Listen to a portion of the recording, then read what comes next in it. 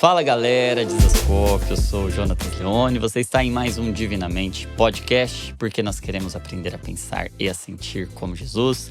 Esse é o podcast que fala de saúde, fala de mente, de saúde mental, de saúde integral e fala de fé cristã, fala da mente de Cristo, porque saúde mental é a mente de Cristo, é pensar como ele pensa, sentir como ele sente. Então seja muito bem-vindo. Hoje nós temos uma conversa muito especial. Vamos falar sobre a importância de pastores entenderem sobre psicologia. Sim, você vai ver como é importante. Então vem com a gente pro podcast de hoje, vai ser muito especial.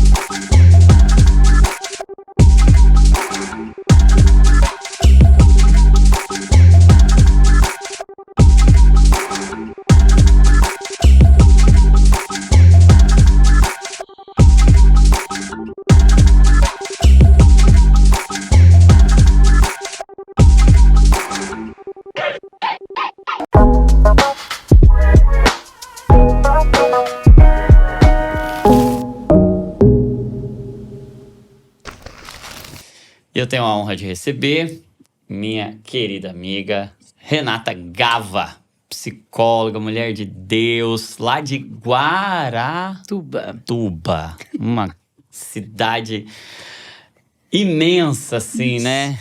Gigantesca. São quantos mil habitantes lá em Guaratuba? 30 mil. 30 mil habitantes. Cidade enorme. do litoral. Que inveja, né, gente? Ai, que benção receber você aqui, viu, Rê? Uma benção caminhar com você. Faz parte lá do nosso bando de psicólogos cristãos. E tem sido uma jornada linda que a gente tem trilhado junto. E eu fiz questão de convidar você para esse papo aqui, porque tem algo muito importante dentro de você aí que precisa ser compartilhado, que precisa ser repartido, né? Então, primeiro vamos falar de quem é Renata. Se apresenta aí pro pessoal rapidinho. Nossa, primeiro, obrigada, gente. Isso é sonho realizado, viu? Então, continua sonhando, funciona. Obrigadão pelo convite, obrigado pela confiança, por estar aqui contigo. Isso é um prazer mesmo e você sabe o quanto isso vem sendo construído há anos. Isso nesse momento, eu acho que tem um tempo de Deus para agora, né? Então, sim, eu agradeço muito a Deus por estar aqui, né? Acho que esse a gente que agradece, nós que estamos sendo abençoados. Esse é o lugar. Bom, eu sou Renata Gava. Eu sou psicóloga, vim de Curitiba, né? Tô com o bando de Curitiba da nossa tutoria. Mas eu escolhi morar com a minha família na praia, que é em Guaratuba, no Paraná, para quem quase não conhece. É quase lá Santa Catarina já. Mas é uma pequena cidade que a gente escolheu qualidade de vida, né? Hoje eu tenho meu esposo, eu tenho 2 filhas, uma de 16 e uma de 9. As minhas princesas e as que me fizeram conhecer o que é amor de Deus na vida. Eu falo que ter filhos é a hora que a gente sabe como é que Deus nos ama, né? E o que a gente entende, pelo menos uma partezinha do que ele sente pela gente. E aí a gente escolheu para Guaratuba. Então eu sou psicóloga desde, né? Depois de um magistério, desde uma vida, não sei. E aí hoje eu vim de uma construção muito diferente de vida, assim, na área, né, de consultoria, de empresas. E desde um pouquinho antes da pandemia, no consultório que veio me trazendo para olhar para as pessoas, para olhar o que Deus faz, né? E aí chegamos à tutoria para te encontrar, seguindo desde o congresso, né? Do ano passado também. E aí tá aqui para chegar nesse momento e começar a colocar a psicologia a favor do reino, né? Que é a parte mais legal. Muito bom, muito bom. E a gente, falando aí do congresso, né? Já quero aproveitar para fazer um convite para você. Dia 25 de outubro, você que é profissional de saúde cristão, nós teremos o nosso 2º congresso de profissionais de saúde, que foi um dia inesquecível, assim, para todos nós que lá estivemos. Um tempo de alinhamento mesmo da nossa vocação, da nossa missão como profissional de saúde, com a missão de Cristo, com o Evangelho. E desse alinhamento, muitas coisas têm surgido, né? Muitas ferramentas que Deus tem entregado e confiado a nós. E esse olhar para como a igreja pode ser parte importante desse plano redentivo de Cristo para a restauração de todas as coisas, e como a igreja foi chamada a ser o lugar mais saudável da terra, o lugar de refúgio. E para isso a gente precisa de gente que entende de gente que entende de padecer, porque se a gente não sabe o que é padecer, a gente nunca vai saber se compadecer, né? Porque compadecer é padecer junto. E aí, se a compaixão é matéria-prima dos milagres de Jesus, todo milagre que ele ia fazer, antes do milagre tem lá escrito, e ele movido de compaixão, e ele movido de íntima compaixão. Mas a falta de conhecimento, a falta de entendimento do padecer, e esse distanciamento, por vezes, que houve entre a igreja e a saúde no aspecto técnico, conhecimento científico, como se fossem duas áreas rivais, né? Como se, a fé é o poder de Deus e aí a ciência é o poder dos homens, né? E aí se é algo que está acontecendo através de uma ciência, através de um conhecimento que envolve seres humanos, como a psicologia, por exemplo, aí não é Deus que está fazendo, né? E essa cisão, esse afastamento fez muito mal para todo mundo, né? Para o mundo, para a igreja. E hoje a gente percebe que a igreja precisa amadurecer, a igreja precisa entender mais sobre sofrimento, sobre gente, sobre seres humanos, precisa mergulhar na alma, olhando para Cristo, mas entendendo que, de fato, nós precisamos de um entendimento maduro, de um entendimento completo da alma. E você tem se dedicado até a partir da sua experiência, olhar para o comportamento, olhar para a vida, olhar para as marcas e para os traços e a partir dali conhecer a pessoa e a partir dali conseguir ajudá-la de forma muito mais intencional, né? E por que pastores precisam aprender sobre comportamento humano? Por que só o conhecimento bíblico, e se assim a gente pode dizer, não vai dar todas as ferramentas que ele precisa para o cuidado pastoral ali? Johnny, eu acho essa uma excelente pergunta, porque eu me fiz várias vezes essa pergunta. E me fiz essa pergunta quando me perguntavam ou me procuravam como uma psicóloga cristã. Então, na cidade onde eu sou a única psicóloga cristã. Então, quando tem alguma situação com pastores, filhos de pastores na igreja, para quem eles encaminham. E aí a minha pergunta era essa: Deus, por que para mim, se a igreja faria? Eu creio que Deus faz tudo. Eu creio que Deus pode, né? Deus cura uma depressão com um sopro. Ele não precisa de mim, né? Ou do meu trabalho profissional. E aí, já faz algum tempo, e aí com a tutoria eu acho que a gente faz isso, e aí eu entendo que nessa pergunta não sei se seria só pastores, né? Eu acho que o ser humano precisava conhecer, porque é conhecer de si mesmo. Se a gente traz para dentro da igreja, todos precisaríamos conhecer, porque a Bíblia nos ordena termos o sentimento de Cristo. Se há uma ordenança, é para saber o que ele sente. E a gente não aprende disso. Eu não fui aprender na faculdade de psicologia.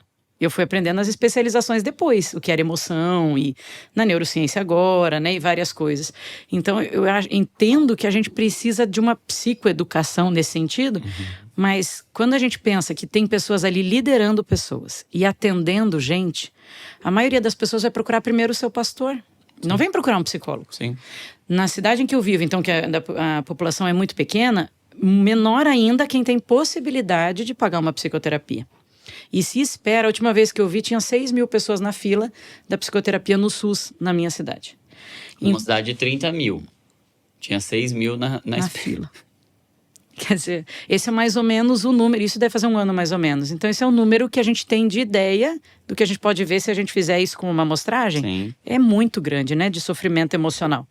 E aí a gente tem a igreja, que tem 25 mandamentos relacionais, mandando a gente se edificar, amai-vos uns aos outros, né? Edificai-vos uns aos outros, suportai-vos uns aos outros. Aconselhai-vos. Toda uma ordenança. E aí, como é que essa igreja está capacitada a fazer isso? E aqui é que chegou a minha dor, porque aí eu fico vendo essas pessoas chegando no consultório não sabendo lidar nem com as próprias. Aí senta uma pessoa na frente dizendo, tô na crise de pânico. Quantos pastores têm sentado comigo e dito assim, eu tô aqui orando, e fiquei 20, 30 minutos e a pessoa não saía da crise de pânico. Por que não saía na oração? Porque tinha mais coisa ali. Se ele conhece do que é aquela síndrome do pânico, no mínimo das emoções, ele não precisa conhecer como a gente conhece para fazer um tratamento. Mas para acolhida efetiva... Sim. Porque aí eu entendo que assim, a Bíblia também vem dizer que Deus, a gente não recebe porque não sabe pedir, né? Sim. Pedir mal. E muitas vezes eu vejo que as pessoas estão pedindo errado, inclusive nas suas emoções. Então eu entendo que se a liderança entende isso, e liderança eu digo assim, desde o líder da célula, que é de verdade quem está pastoreando diretamente, às vezes no grupo pequeno, o líder da igreja, o pastor, ele não vai dizer que aquilo é demônio. Sim. Tenha talvez um componente espiritual, e a gente sabe que a partir daquela brecha ali, o inimigo vai usar. Mas tem algo antes, né? Tem algo que vocês já estavam falando aqui, teve um podcast antes, de toda uma formação emocional adoecida, que aí até o que o inimigo pode se aproveitar. Sim. Mas o que mais me dói hoje é o pastor dizendo assim, tá bom, então vamos orar. Amém, e vamos orar, porque é Deus quem vai fazer tudo. Mas ele não diz isso para quando a pessoa está com diabetes. Ele diz para ele ir no médico. Ele vai dizer, procura o Dr. Jonatas, porque ele precisa de um médico. Ah, mas ele está com depressão, não, vamos orar que isso saia, é demônio. Essa relativização Sim. da saúde é a que sempre me incomodou. Então eu entendo que a igreja hoje tem um lugar de acesso, que como a gente dizia na tutoria ontem, o SUS não chega. Sim. A igreja chega no pequeno bairro, naquela pequena rua, e aí as pessoas sofrendo, e quem vai atender? Precisa ser a igreja Sim. precisa estar capacitada nessa acolhida. Aí sim, daí depois encaminha se for necessário.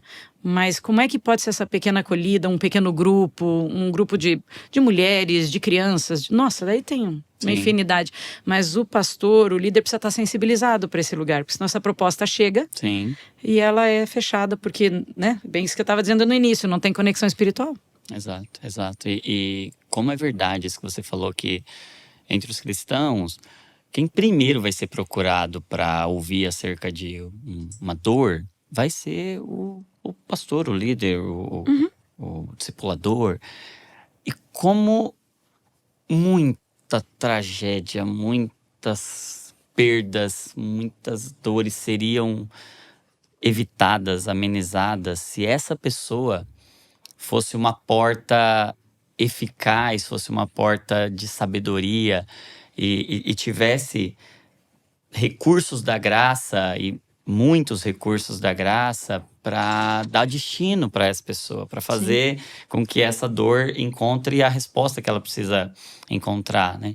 E ao mesmo tempo também, eu também já vi muita coisa nesse sentido, de pastores que acabam piorando muito, que acabam prejudicando muito, dizendo, não vá tratar, pare de tomar o remédio, ou aquelas orações. Às vezes a pessoa está numa crise, eu já vi isso acontecer, a pessoa com uma crise de ansiedade, e aí ela já está morrendo de medo, e aí vem alguém, coloca a mão na cabeça dela e começa a expulsar uma oração, expulsando um demônio ali.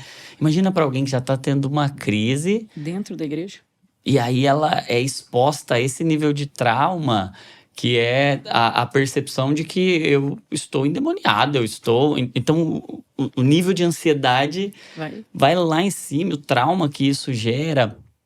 E assim como o conhecimento cura, a falta de conhecimento, o desconhecimento adoece muito, prejudica demais, né? Então, nós, de fato, temos uma responsabilidade por sermos essa porta de acesso, essa porta de entrada e esse recurso de Deus mesmo para o mundo, a igreja, eu creio muito nisso, né? E aí, dentro desse aspecto, entendemos, um pastor, um líder, um conselheiro, ele precisa entender. E o que ele precisa saber? O que você acha que são as coisas assim mais importantes? Isso aqui todo pastor, todo líder precisava saber antes de prejudicar ou de não ajudar alguém.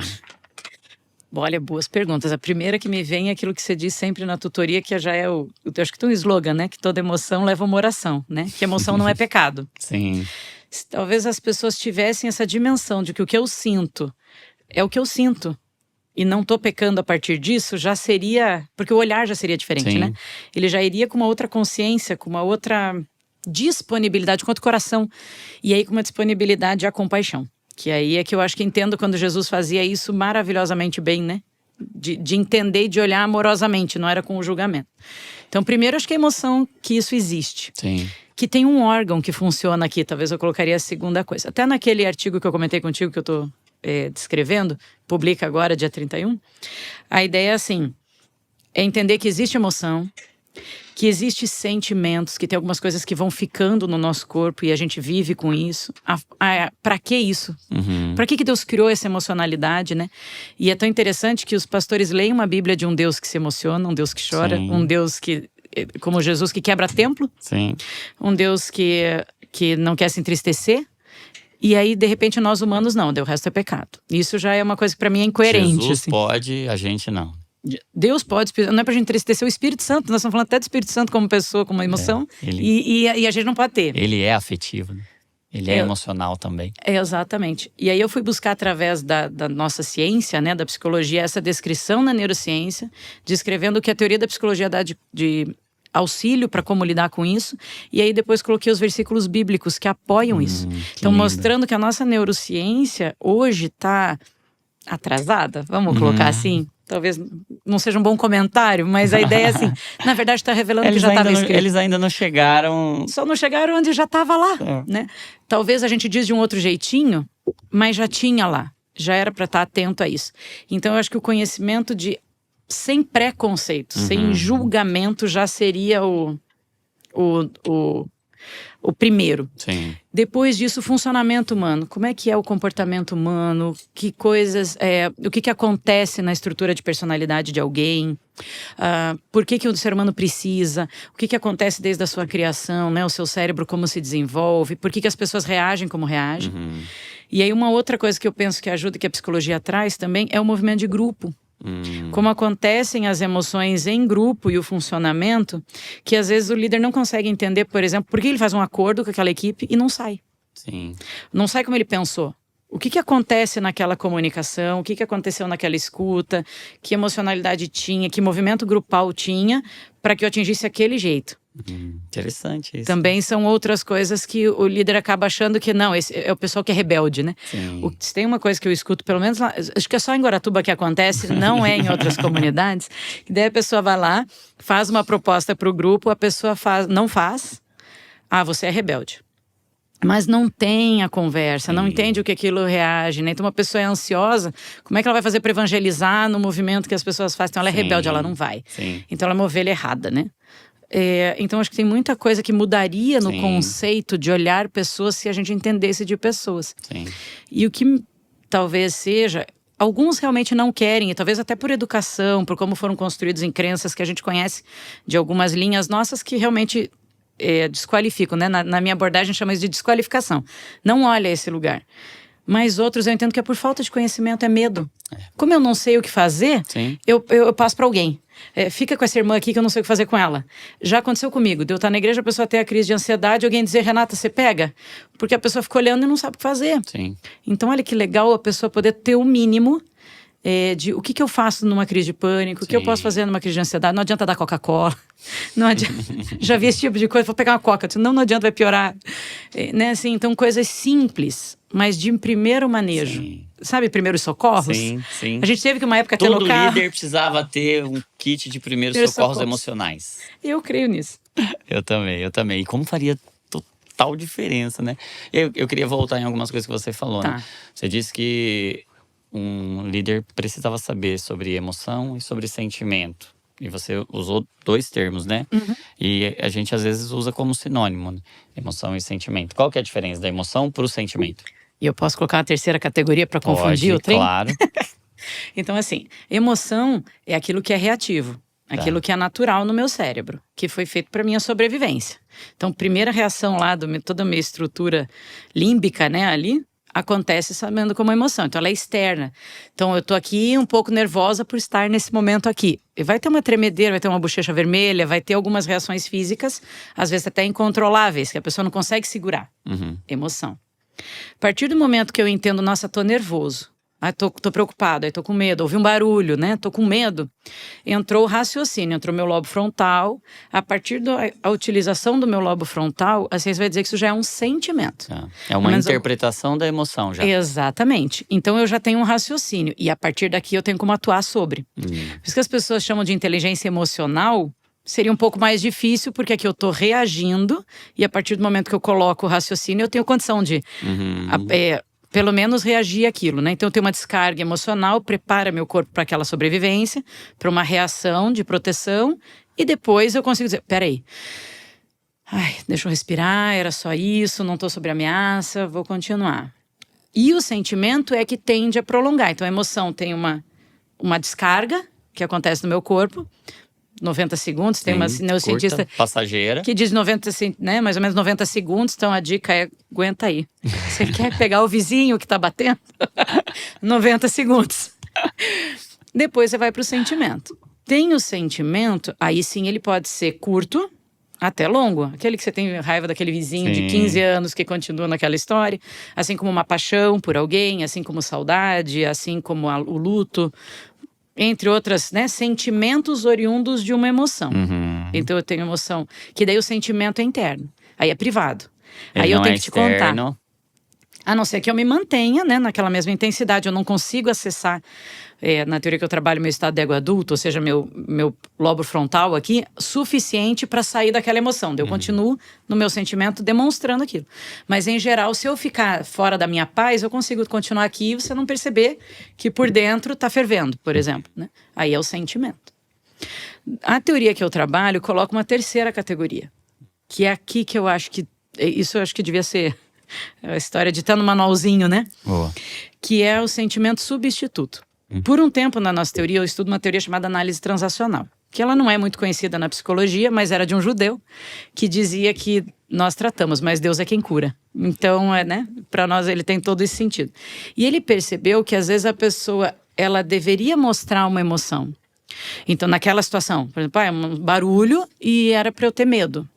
E aparece raiva. Sim. Há uma substituição da emoção por uma questão de sobrevivência. Sim. Porque eu aprendi lá quando eu era criança que ao invés de quando eu caía eu chorar, era para engolir o choro. Sim. Então eu engoli o choro e fiquei forte. Então cada vez que eu tenho uma situação, eu tensiono. Aí eu faço um bruxismo, eu faço uma tensão muscular. E aí eu entro num adoecimento, numa patologia da minha emocionalidade.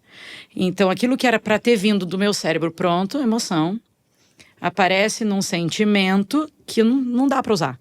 Não é aprovado socialmente, me dá medo, eu vou apanhar se eu mostrar isso, eu não sou homem se eu mostrar isso. Então eu substituo. Eu coloco algo que é aprovado na minha casa, por exemplo. Então tem famílias que a mãe é depressiva, se a criança chega feliz, você está feliz do quê? Você não está vendo a situação que a gente está vivendo? Aí a criança murcha. Então quando tem uma situação para ela ficar feliz, ela já gerou essa crença, toda essa história, o esquema, de que ela vai segurar isso e vai demonstrar outra emoção, sentimento de disfarce. E aqui, porque quando a gente usa o termo disfarce, parece que é intencional, né? Eu tô fingindo o quê? Mas ele tá no nosso subconsciente ali, ele não tá... Eu não sei o que tô fazendo. Sim. E a partir dali, aí a gente vai colocar categorias como transtorno de ansiedade, transtorno de depressivos, burnout. Tudo isso que a gente tem visto hoje como fortes nessa categoria de sentimentos substitutos. Porque a partir do momento que a gente libera a emoção natural que deveria ter acontecido... Ela tem um fluxo. Parece que a barreira sai, né? Só que a pessoa segura porque o medo dela é que nem Brumadinho lá, né? Se a barreira estourar, eu vou estragar tudo. Então ela segura. Ela segura, é uma estratégia de defesa. Só que a hora que ela entende, no espaço seguro, terapêutico, de aconselhamento pastoral, de atendimento, de acolhida, eu posso liberar, né? Não, então não vai mais acontecer aquilo que aconteceria quando eu tinha 4, 5 anos. Agora vai. Então ele tem liberdade de expressar uma emoção que estava prontinha no cérebro para acontecer. Aí aqui eu acho que... E aí o que vai acontecer? E todo um sistema de crenças que vai mantendo isso. A gente tem todo um sistema psicológico, de psicodinâmica, para manter esse disfarce. Aí eu vou tendo crenças limitadoras, eu vou convivendo com pessoas que também não mostram isso. Ou convivo com pessoas que, se eu mostrar isso, vai acontecer o ruim mesmo. Sabe aquele que a pessoa tem uma dificuldade com um relacionamento, ela encontra outro de novo. Ela tem com um líder, ela encontra aquele líder de novo. E ela vai vivendo aquilo de novo, porque daquilo vai mantendo o padrão. E um sistema reforçador de comportamento. Nossa, que interessante, que interessante. E esse sentimento substituto, eu penso que na religiosidade ele encontra muito espaço, né? Porque se a gente não pode expressar alguns sentimentos... Imagina o crente com raiva. É absurdo. E aí eu encontro um substituto religioso ali que me coloca em uma... E que pode gerar um toque religioso. Exato. Você fala tão bem. E tantos outros... mecanismos patológicos adoecidos, por vezes até uma hipocrisia, se assim a gente pode dizer, que a gente, por vezes, considera como disfuncional só o que causa sofrimento. Mas eu acho que é mais disfuncional ainda o que causa insensibilidade do que o que causa E esse sofrimento, é o né? principal dado para mim, se eu considerar que eu tô com uma emocionalidade saudável, tá? Porque eu também posso estar nos meus momentos de situação de sentimento substituto, mas o principal indicador para saber que você tá em sentimento substituto é que eu não empatizo contigo.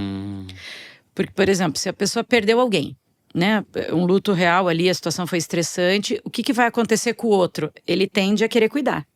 Então a pessoa tá em perda, no outro vai vir um sentimento de proteção. Sim. Agora, quantas vezes você já entendeu alguém que a pessoa vem chorando e você diz, não conectou. Se eu tiver sensível para estar disponível, aquilo não conecta, eu digo, tem algo. Tem alguma coisa obstruindo ali.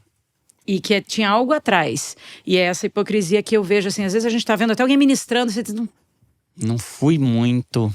não colou. Pode ser algo meu, que eu preciso ter, né, esse momento de análise, mas também pode ser do outro que não mostra algo real. E aí quando a gente vai tirandinho, né, amorosamente, muito protetivamente, né, para que a pessoa consiga se armar, ela mostra o que ela de verdade sente. Que pode ter ele uma raiva, uma rejeição, várias outras coisas aí que possam, que deveriam estar ali, Sim. mas que estão com um curativo, né, em si. Sim. Então, entrar em contato com a emoção, com o sentimento, conseguir identificar e reconhecer, acolher essa emoção como uma parte natural e até o sentimento, porque eu acho que a gente tem um problema assim. Por exemplo, a Bíblia diz, né, sejam prontos para ouvir e sejam tardios para falar, tardios para se irar.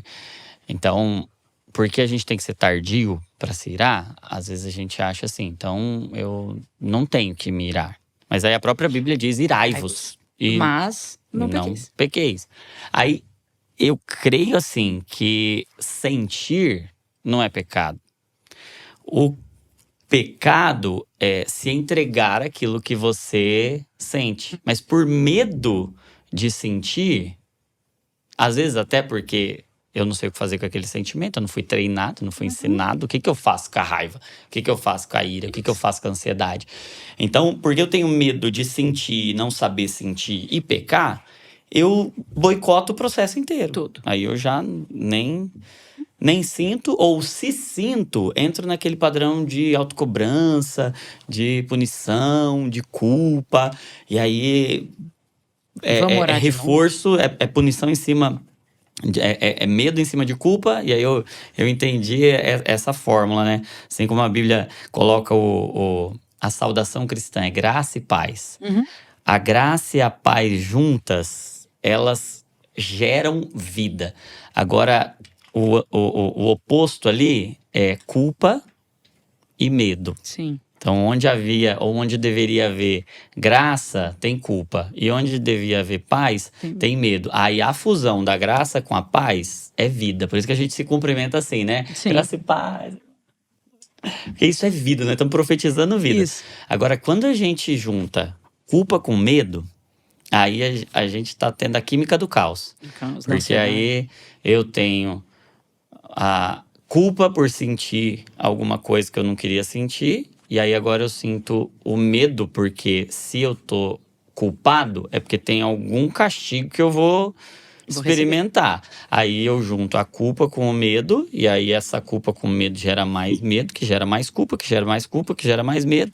E aí a tragédia tá anunciada, né? E ó a brecha aí, né? E só da gente tratar com graça isso, e saber acolher, saber trazer a graça, e dialogar e pregar, né? Como a gente tem falado, né? Pregar o evangelho para as emoções, né? Identificar e dar uma distanciada dela. É só uma emoção, é só um sentimento, ainda que ele tenha. E como é importante olhar para esses sentimentos que são, por vezes, até pecaminosos, porque é olhando para sentimentos pecaminosos, por exemplo, a inveja, que eu percebo crenças que estão distorcidas dentro de mim. Mas se eu boicoto esse processo e não me permito olhar para o sentimento, reconhecer e conversar sobre ele e levar ele para uma mesa de comunhão, eu vou ficar a vida inteira com aquilo dentro de mim, não vou Carregando. ser liberto, E né? daí não tem libertação. Exato, exato. E aí eu queria te fazer uma outra pergunta. Você falou sobre esse comportamento grupal. Eu queria que você desse mais detalhes. Como assim? A gente em grupo funciona diferente do que a gente funciona individualmente? Sim. Pelo menos o que a dinâmica do grupo. Existe uma teoria que estuda isso, né? Que é a teoria de dinâmica dos grupos. Foi a primeira especialização que eu fiz. Inclusive, quando eu fiz o TCC, eu fiz sobre a liderança de Moisés. Isso já faz. Vamos deixar as datas para trás, porque não precisa. Foi ontem, senão fica ruim. Porque, por exemplo, nos 40 anos do deserto, Moisés mudou muito sua liderança. Desde tentar fazer tudo por eles, até depois ter líderes através da orientação de Jetro, até ele chegar num tempo em que ele sabia ser mais leve com o grupo, porque o grupo já ia, e até o momento que tiraram ele do sério, né? Que é a hora que ele peca, que ele sai do prumo dele com Deus. Fere a rocha. O grupo também tem movimentos de quando ele se aproxima. Então o grupo tem movimentos de, por exemplo, de entrada, de inclusão, de fazer parte, de estar dentro. Ele tem movimentos de disputar lugar. Então, por exemplo, a gente veio aqui num grupo de 4. A gente entrou num carro que a gente se conhece, pelo menos eu com as meninas fui ver pessoalmente, né, depois da tutoria, ontem no carro. Você não chega contando assim, então, eu tenho um problema com a minha família. Não.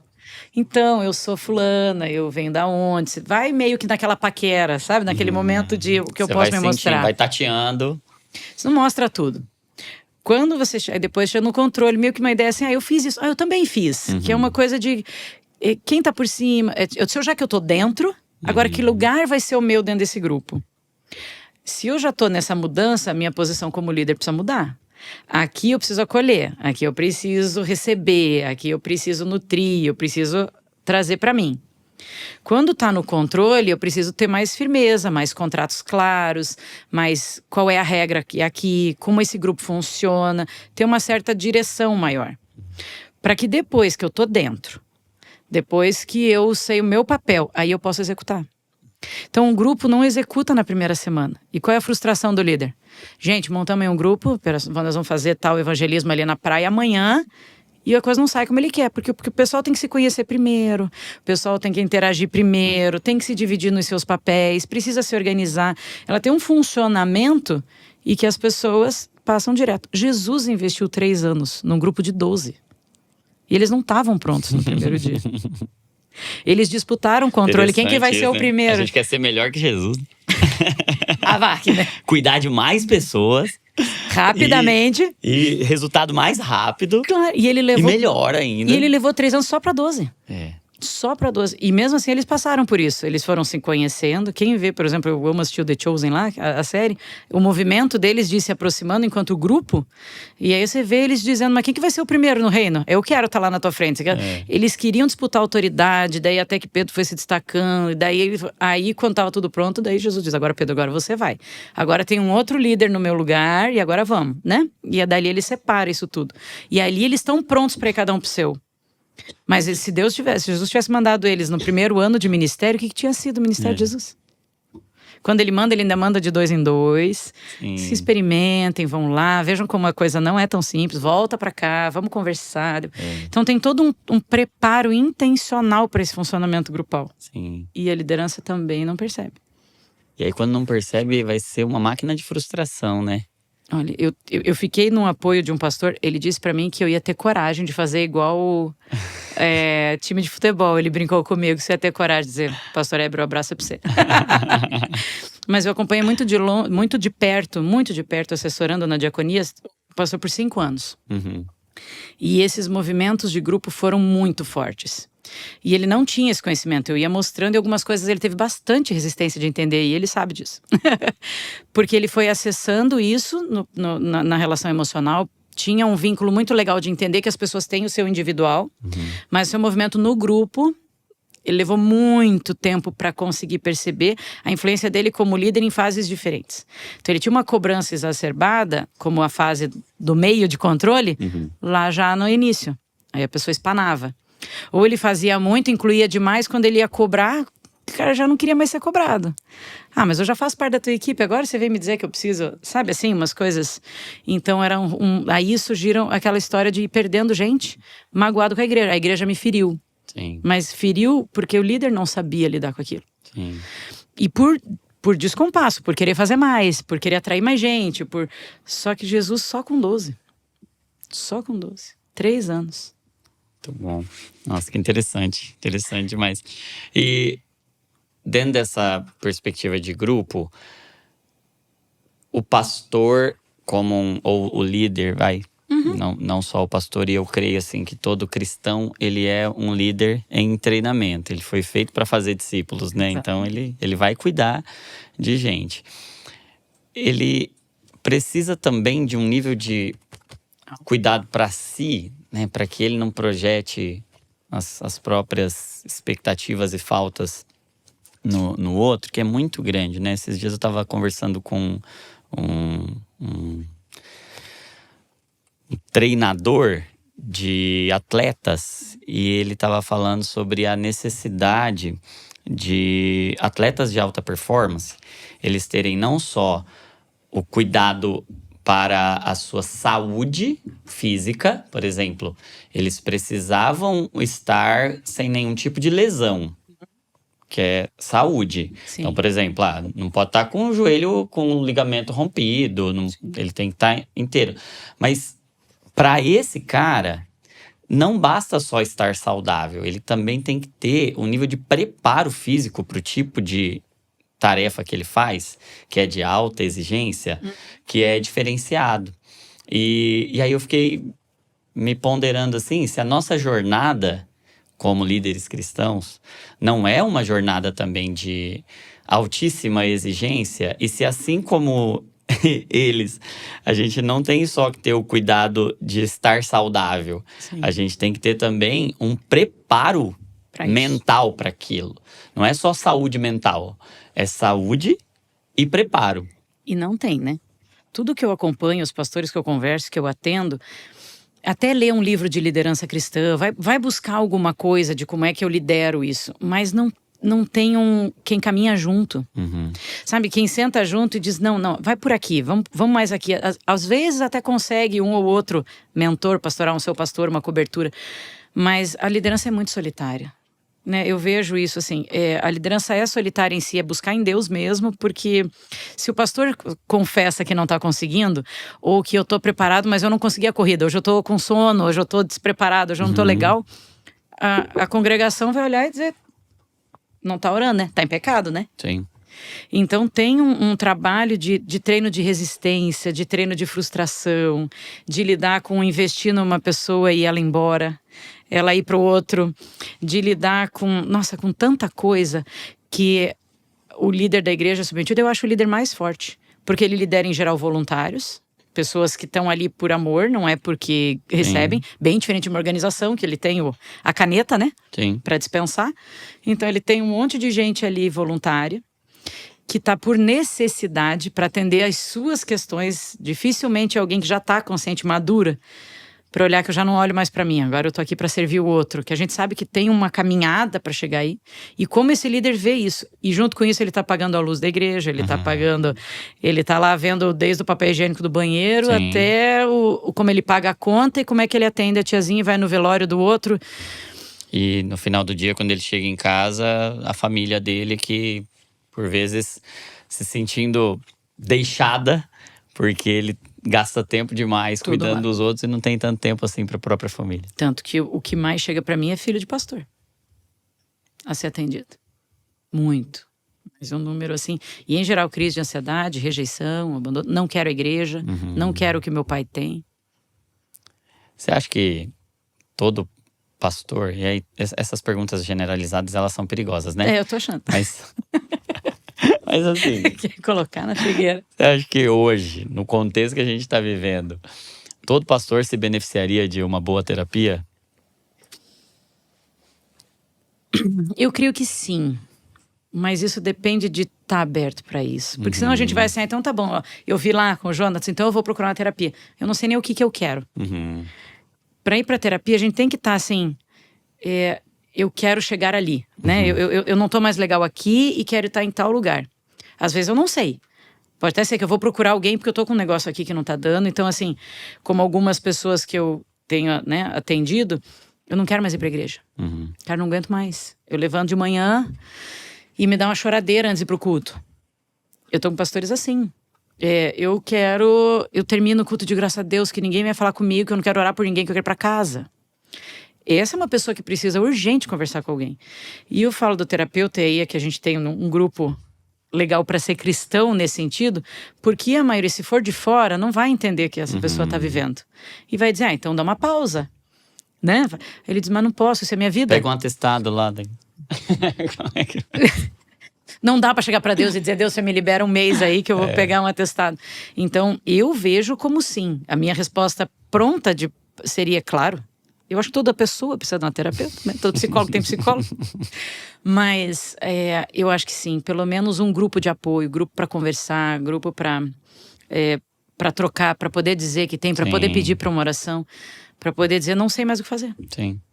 E como é que eu faço para atender a igreja e minha família? Né? Alguém que ajude a pensar, estruturar, organizar. Sim. Porque fazer tudo isso sozinho é para super-homem, né? Sem dúvida. E como é que esses grupos poderiam acontecer, assim? Você vê alguma estrutura? Vamos imaginar quem tá nos ouvindo aqui, tem alguns líderes que pensam... Eu gostaria de participar de um grupo assim, eu gostaria de ter pessoas próximas a mim, pares com quem eu pudesse dialogar. E alguém preparado para fazer esse tipo de mediação, de proposições ali. Você vê algum caminho assim, ainda mais com a sua experiência de vivências em grupo? Você dá ideias de como implantar algo assim, como colocar em prática algo nesse sentido? Assim, ó, se a gente for pensar só na nossa tutoria lá, tem várias pessoas já pensando nesse lugar, né? De curar aqueles que precisam ser curados, né? Para poder curar depois. Um lugar é olhar algum profissional, no meu caso, ou pessoas que têm esse coração e esse chamado para olhar esse público, né? Outra que a gente não vai nunca chegar a atender todo mundo, eu entendo que o alcance do teu material chega, né, em lugares que a gente não vai saber aonde ainda é possível. Mas olha como a importância de abrir um grupo com alguém de verdade disponível a abrir. E isso em homens. Pastores que têm a sua autoridade questionada a partir de se abrir, é quase que, né? Tem que ter, assim, uma coragem e uma tolerância à frustração grande, porque vai ter uma abertura e disposição. Então, talvez pequenos grupos de confiança já seriam bem suficientes. Porque não dá para dizer assim, só me procure que, né? Eu entendo que alguém precisa coordenar algum momento desse. A gente vê muito em mulheres. Em mulheres a gente tem isso, né? Grupo de mulheres que vão trazer suas dores. Isso, para nós, mulheres, é mais fácil. O que eu tenho entendido de dor é nos homens pastores, porque a pessoa admitir que eu tô num grupo para trazer as minhas dificuldades, eu tô fazendo isso na minha cidade lá, eles têm um grupo de aliança pastoral com 20 e poucos homens, né, 20 e poucos líderes com suas esposas. Quem vai lá e troca de verdade são 4 casais. Que tem aquele momento assim, tô com uma dificuldade assim, aconteceu assim na minha igreja, o que vocês fazem na de vocês? Né, assim, são 4. Mas já são 4. Se são 4 casais, são 8 pessoas. São 8 líderes que conseguem trocar, que conseguem se abastecer, que pedem ajuda e que daí fazem trabalhos comunitários, independente da placa, sabe? Sim. Olha, só que aí a disponibilidade de 4 dentro de... É uma amostra ainda muito pequena. Sim. Agora, o que é a minha, né, o que eu entendo que é o que Deus que eu tenho colocado no meu coração nesses últimos dias, e a tutoria despertou isso de um jeito... Caramba, é possível, né? Desde de quando eu fiz esse material para liderança lá em 2000 bolinha, vamos deixar assim, eu já olhava essa liderança como um problema. Um pouco antes, quando começou a pandemia, eu atendi uma pastora que teve uma crise de pânico porque o marido teve Covid. Foi um pastor especial demais na minha vida, foi uma pessoa incrível, que estava no Mato Grosso, né? E eu atendia eles online, porque ele morreu e ressuscitou no Covid e ela ficou em pânico. Ela teve a crise de pânico. E eu comecei a atendê-la. Quando eu comecei a atendê-la, ela dizia, Renata, a gente não tem pra quem contar, porque na igreja tá todo mundo me apontando porque eu tenho pânico. Eu perdi a fé. Para as pessoas, ela tinha perdido a fé. E ela não estava perdendo a fé. Aí eu fui atendendo e depois ela sentou comigo. Ela disse, eu quero te retribuir. Vamos lá, o que eu posso fazer por você? E eu contei disso, de dizer, eu queria apoiar vocês. Eu queria fazer mais para vocês. Eu queria chegar com mais gente. E aí ela disse, espera aí. Daí a gente montou um escopo de um projeto para vários assuntos, até como lidar com sexualidade, com vários pontos que são... Sim, são sensíveis. Muito sensíveis dentro da igreja. Montamos um projeto e eu olhei para ela, mas isso não sai. Tá aqui, tá em algum lugar. Ela disse, calma. Esse prédio tá na fundação. Calma aí, a fundação demora, a fundação ninguém vê. E aí, quando esse prédio subir, não esquece de mim. É uma pessoa que depois de hoje eu vou ligar que o prédio deve estar subindo. E aí eu recebi aquilo, já vai fazer, né, 5 anos. Nós estamos aí nessa batalha, né, pós-pandemia. E ficou ali reservado. Aí a gente foi te vendo no PDP, foi vendo, né, em outros lugares. Falei, opa, tem mais gente fazendo, então não sou só eu que estou pensando nesse tipo de prédio, vamos lá, né? Foi subindo, foi subindo. Quando a gente chegou na tutoria, eu falei, gente, não é só eu. A gente está em 50 psicólogos dizendo assim, cadê a psicologia, cadê as pessoas poderem ser vistas, né, dentro desse lugar. E aí eu vim construindo, daí depois ainda te liguei que eu estava nas minhas dores de parto, né, para lidar com isso, porque eu dizia, meu Deus, vai sair algo para líderes, vai sair algo que eu quero amar essas pessoas do jeito que eu entendo que elas podem ser amadas, sabe, sem esse lugar de forte. E aí disso saiu uma tutoria para passar isso para os líderes. Um conhecimento básico para eles poderem olhar o outro a princípio. Para depois, sim, talvez a partir desse olhar, porque a partir do momento que a gente olha para o outro... A gente se vê, né? É recíproco. É espelho, né? Aí eu posso... mas talvez eu preciso olhar para mim. E aí sim, esse líder poder se abrir. Mas se eu for direto nesse líder para ele se olhar, o medo é alto. É muito risco. E eu entendo o risco. Eu vi o quanto esse pastor foi criticado quando eu atendi a ele. Porque daí eu fui atender ele 2 anos no consultório e ele era muito julgado por fazer psicoterapia. Só a gente sabe o que ele viveu naquele período para precisar de ajuda e as pessoas apontavam o dedo. Então são vários que eu tenho hoje, assim, de testemunho, ideias já são de outros lugares. Eu tenho vários pastores pedindo ajuda porque é online, porque não há ninguém na sua cidade, para que ninguém saiba, que ninguém pode saber. E não é só aqui, né? Não é só no Brasil, é fora. E aí e hoje eu tive uma experiência que foi de manhã ainda, uma pessoa que você conhece, que a gente precisa conversar ainda sobre isso, entendendo essa relação. Tendo de verdade onde é que está Deus nessa história, onde é que está a minha emoção nessa história, o que é meu e o que é de Deus nisso que eu estou fazendo, para não atrapalhar o propósito de Deus. Sim. Então, assim, aí hoje eu vejo, então a tutoria que eu creio que é o presente que Deus me deu para nascer agora, é esse projeto de poder dar ferramentas para os líderes. Aí, a partir daí, ele escolhe se ele quer olhar para si. Mas ele sabe. A partir dali, ele sabe. Daí não tem mais como voltar atrás, né? Mas ali ele sabe. E ele, pelo menos, vai conseguir olhar e dizer, tá em crise. Eu consigo identificar se é uma crise de ansiedade. Sim. Ou se eu não tô conseguindo ver se tem uma revelação espiritual ali. Que pode ter junto, a gente sabe que pode. Sim. Mas... É para ampliar esse discernimento, né? Eu vou ter mais recurso para fazer esse discernimento. Exatamente. Então, assim, desde pequenos grupos, mas eu entendo que nas mulheres esse movimento já acontece no Brasil de formas muito bonitas. Tem algumas pessoas aqui, gente, que vocês não estão vendo aqui atrás, mas que já fazem, que eu vi que chegaram por aqui. Agora, para os homens, eu vejo que isso é muito mais resistência. Sim. E isso desde lá na pequena igreja, naquele pequeno grupo de igreja de 12 pessoas. O que aquelas 12 fariam para chegar naquela comunidade? Então, para mim, é isso aí. Não sei, tá nascendo. Graças à sua intervenção também, né? Foram alguns papos aí, mas tá nascendo um projeto bonito para isso. Muito bom. E que necessário mesmo. E nós vamos deixar aqui o link para o pessoal que quiser conhecer. E eu encorajo muito você que é líder ou que está se preparando para ser, e aí nesse sentido todo cristão está, né? Todo cristão tem que liderar e tem que liderar a própria vida, tem que liderar sua família, seu grupo, própria casa. Então é um tipo de conteúdo que eu tenho plena convicção que vai te abençoar, que vai te dar ferramentas, que vai te ajudar nessa jornada.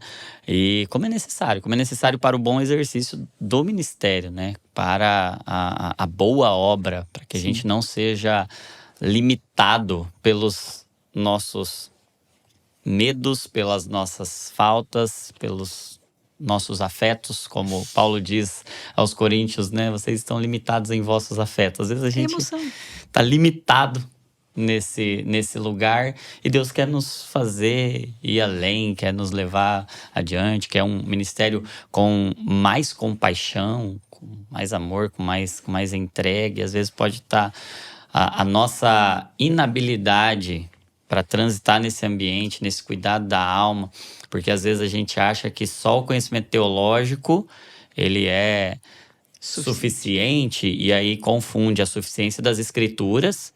E a Bíblia, obviamente, é suficiente. A questão é que nós não somos suficientes para tudo que a Bíblia tem.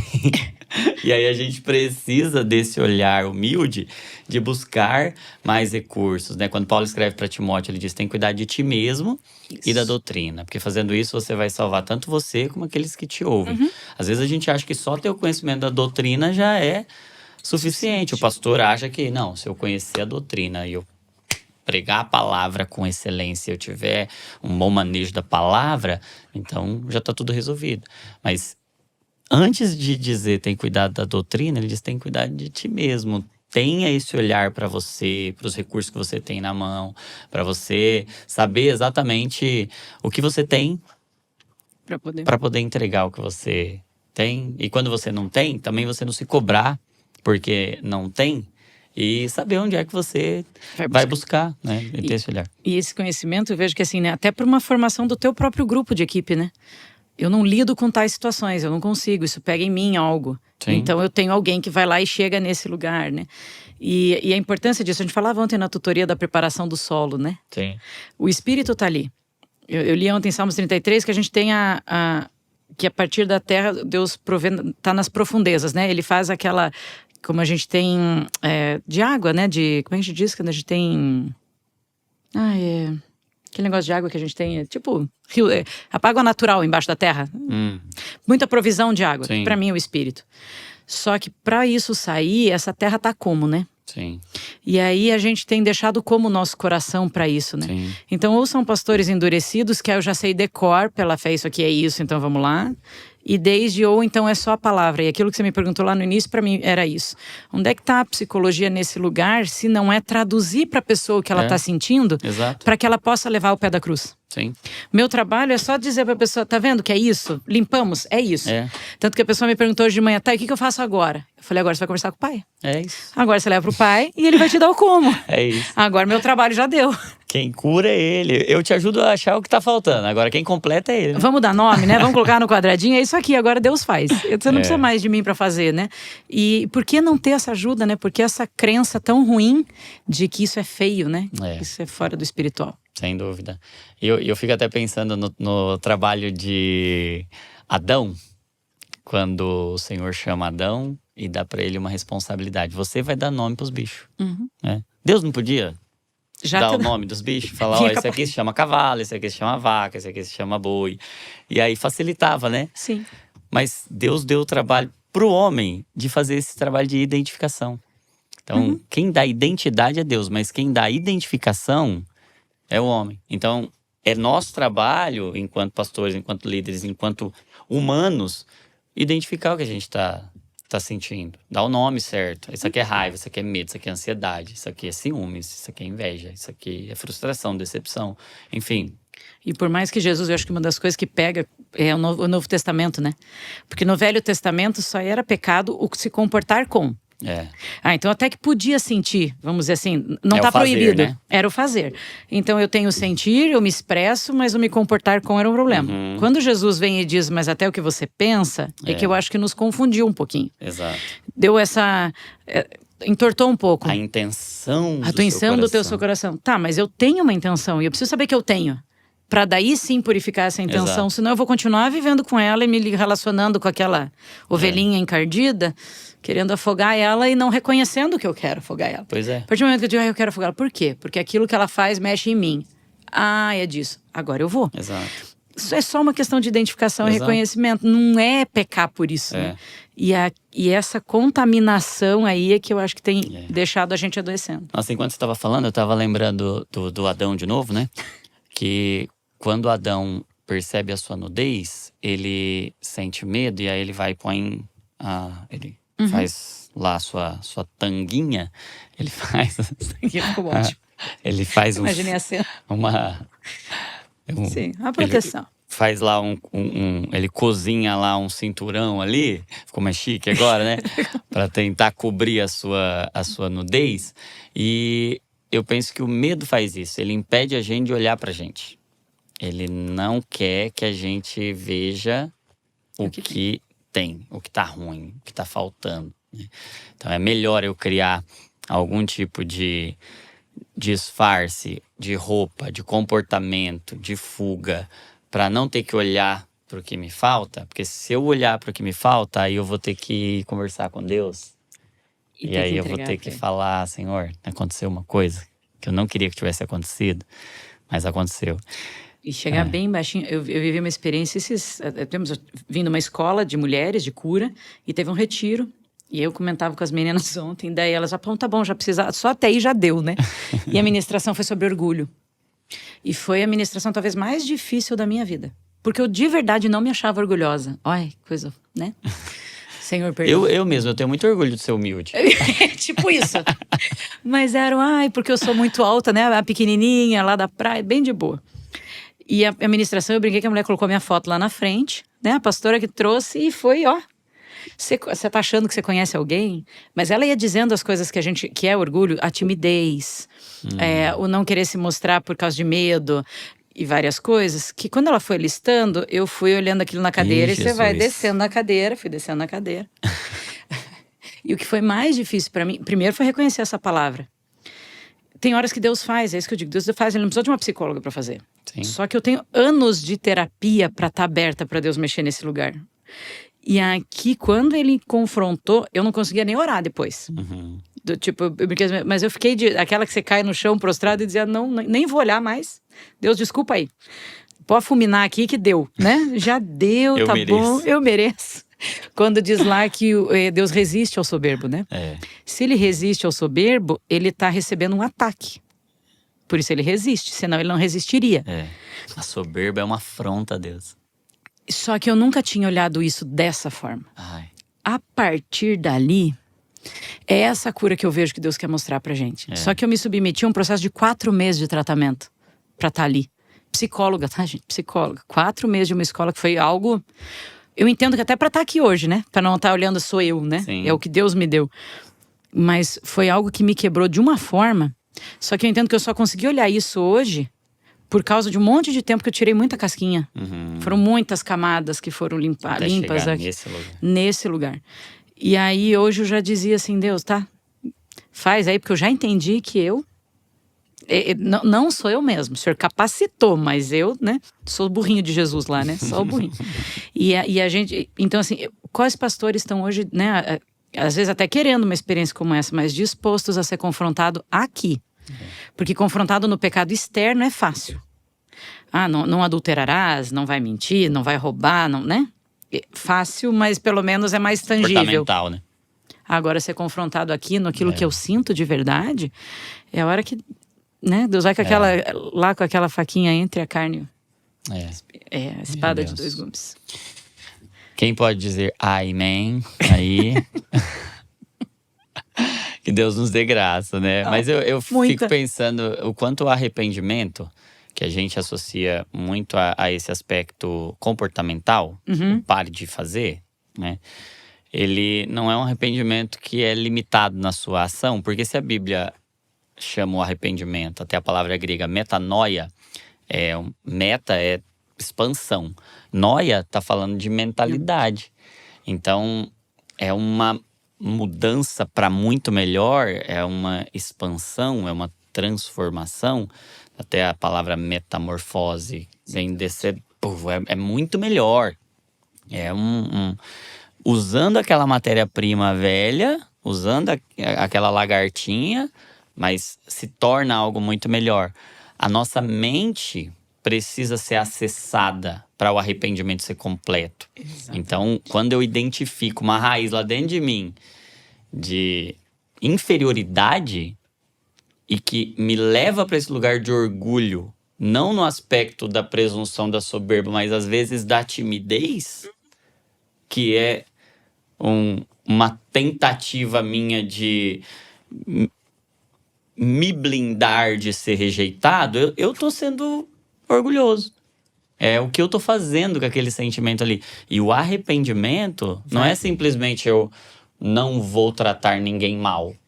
É o que eu tô fazendo comigo. Exato. E o que em mim não tá igual a Jesus, e que tipo de sentimento que tem em Cristo que não tem em mim, dos quais eu preciso me arrepender. E não é sobre ser castigado, disciplinado e não tomar a Santa Ceia. É sobre o quanto eu me rendo para que ele mexa em mim tudo que ele precisa mexer para que a santidade seja de fato inteira, integral, né? E precisa gerar essa dor, né? É. A gente falava disso, de que toda dor gera propósito, né? E dessas dores que a gente tem visto, e essa dor, pelo menos que eu enfrentei nesse dia, que foi aquele raio-x que ele mostra, tá aqui, ó. Falei, Deus, obrigado que o senhor fez isso agora, antes de eu chegar lá, porque eu brinco que lá no céu vai ter aquele telão. E quando ele for mostrar tudo que eu fiz, falei, obrigado que o senhor mostrou aqui pra mim, foi só pra mim, eu tava sozinha, a telinha foi só pra mim. Mas é a importância desse escanear o sentir. E a gente tem medo. A pessoa entra no consultório e ela diz assim, não mexe aí não. Não mexe aí não. É, porque ela acha que vai ter um dragão lá dentro. Um dinossauro lá dentro, algo muito violento. Mas é porque era grande para a idade que foi construída. Para a falta, quando você sempre diz, né, da falta do amor nesse medo, foi uma falta lá quando eu tinha 5 anos, era enorme. Hoje, aos 40, é muito menor. Eu posso enfrentar isso, eu tenho outra capacidade, outra condição. Deus me deu várias ferramentas para isso. Mas o que a gente faz? A gente fica com aquele mesmo medo lá. Na AT a gente chama isso de sentimento de elástico. Isso fica me segurando lá atrás, de uma maneira que nem a gente ia correr com aquela corda, sabe, já fez na academia? Que a gente amarra na cintura aqui e fica tentando correr. Não sai do lugar. Não sai do lugar fazendo um esforço máximo. É assim que tanta gente tá vivendo. Meu Deus, muito forte. É a tristeza que opera para a vida, né? A tristeza que opera para o arrependimento. É o que Jesus diz, bem-aventurados os que choram. É esse tipo de choro, né? Um choro por olhar a própria pobreza, o pobre de espírito, por ver o quão carente é. Só para saber que a gente precisa mais dele. E aí, quão bem-aventurado é alguém que reconhece, eu preciso mais do Senhor. Mais dele. E aí eu choro, porque eu não vejo em mim o que eu vejo nele. E aí é por essa humildade de deixá-lo controlar, bem-aventurados os humildes. Aí agora, nesse lugar, a gente está pronto para receber o sentimento dele. A fome, a sede da justiça dele. Isso é a verdadeira saúde. A verdadeira saúde. E se alegrar com isso ainda. Paulo lá, né? Ainda alegrai-vos. E alegrai-vos de novo. Muito bom, muito bom. Minha amiga, obrigado, viu? Obrigado por esse papo. Meu coração tá queimando aqui. Obrigada a você. E tenho certeza que o seu aí em casa também está. E aí você agora pode fazer algumas coisas. Olha, nós vamos te pedir algumas coisas. Primeiro, conheça aí a tutoria que a Renata está proporcionando. Eu tenho certeza que vai ser uma bênção para você. Segundo, curte, comenta, compartilha, porque esse conteúdo pode mudar a vida de muitas pessoas. Pode ser o que Deus vai usar para transformar. E não deixe de participar disso, o que Deus quer fazer em pessoas que você ama. Se inscreve aqui no canal se você ainda não é inscrito no Desascope, para você ficar mais parecido com Jesus. Só de você se inscrever, você já fica um pouquinho mais parecido com Jesus. E se você é profissional de saúde, não se esqueça, 25 de outubro temos o nosso encontro em Campinas, Congresso de Profissionais de Saúde Cristãos, vai ser maravilhoso. Se você é psicólogo e quer conhecer a nossa tutoria de psicólogos, da qual a Renata faz parte, é uma das grandes psicólogas que nós temos lá e que tem abençoado muito a nossa vida, vem caminhar junto com a gente. Aí você precisa ir lá no meu Instagram e comenta lá em alguma foto lá, psi, que aí a gente manda o formulário lá para você fazer a sua aplicação e quem sabe você não pode vir fazer parte junto com a gente, tá bom? Deus abençoe você. Não se esqueça que toda emoção é um convite para oração, que saúde mental é pensar o que Cristo pensa, sentir o que Cristo sente, porque nós somos cópias de Jesus. Deus abençoe você. Até o próximo Divinamente.